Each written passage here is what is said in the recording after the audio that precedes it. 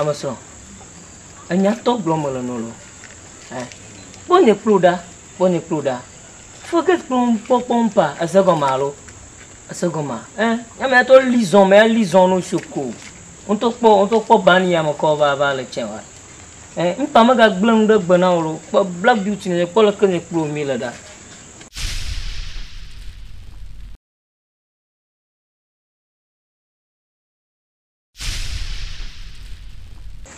Ma chichon na tono shine. Sagoma.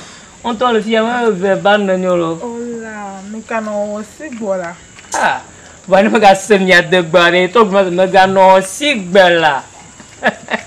Nemize kumiano amebleano hachoka ba kwa merefo ko ba no ameble. Shit man. Odeshi koda. Makeblo.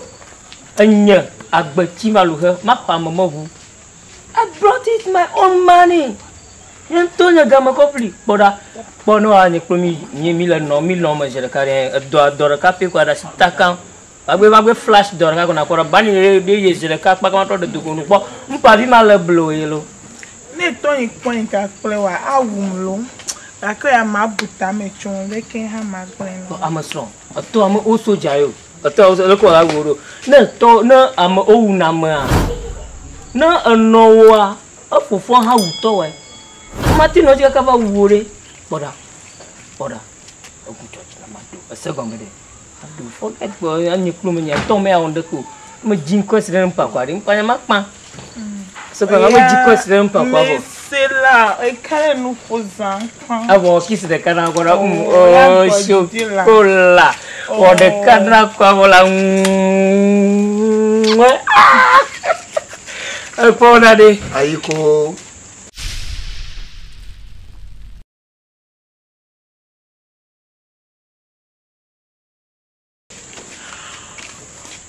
Aiko yeah, I'm power. Mba Aiko. Daddy we Wa magbenu. Yi po gbofu ya doa. Yi ne po gbofu ya doa. Ne ve de da to ayun na wud gbofu ya kamoto ya kono. Ni maji molo. Na va o mda ba no takire de chiso ma. Be ye fofu ne mu ya. Ni bo lowa. Na ko wi chuke mele kuroda.